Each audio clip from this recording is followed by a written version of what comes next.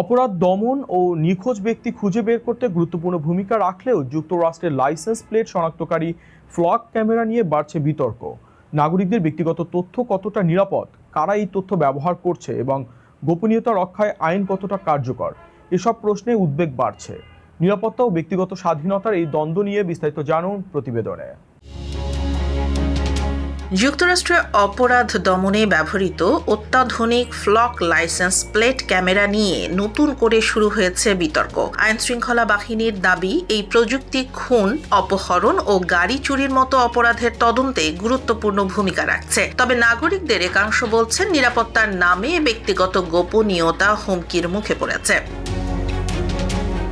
সম্প্রতি উইসকনসিন অঙ্গরাজ্যের মিলওয়াকিতে ব্যক্তিগত উদ্দেশ্যে ফ্লক ক্যামেরার তথ্য অপব্যবহারের অভিযোগে দ্বিতীয় এক পুলিশ কর্মকর্তার বিরুদ্ধে ফৌজদারি মামলা হয়েছে। এ ঘটনায় আবারও প্রশ্ন উঠেছে, এই প্রযুক্তির ওপর নজরদারি কতটা কার্যকর। অন্যদিকে মিশিগানের ওয়েস্টল্যান্ড সিটি দীর্ঘদিনের জনমত ও গোপনীয়তা সংক্রান্ত উদ্বেগের কারণে ফ্লক ক্যামেরা কোম্পানির সঙ্গে চুক্তি নবায়ন না করার সিদ্ধান্ত নিয়েছে। স্থানীয় বাসিন্দাদের অভিযোগ, এই ক্যামেরায় সংগৃহীত তথ্য কিভাবে সংরক্ষণ করা হয়, কারা ব্যবহার করে এবং কত দিন রাখা হয়, এসব বিষয়ে পর্যাপ্ত স্বচ্ছতা নেই।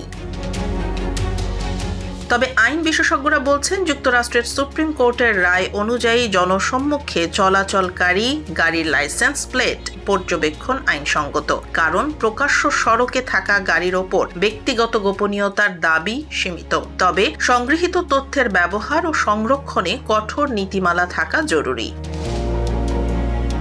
এদিকে পুলিশ কর্মকর্তারা বলছেন, ফ্লক ক্যামেরা ব্যবহারের মাধ্যমে বহু অপহরণ, গাড়ি ছিনতাই, হত্যাকাণ্ড এবং নিখোঁজ ব্যক্তিকে দ্রুত শনাক্ত করা সম্ভব হয়েছে। তাই জননিরাপত্তা নিশ্চিত করার পাশাপাশি নাগরিকদের গোপনীয়তা রক্ষায় সঠিক ভারসাম্য বজায় রাখাই এখন সবচেয়ে বড় চ্যালেঞ্জ বলে মনে করছেন বিশেষজ্ঞরা।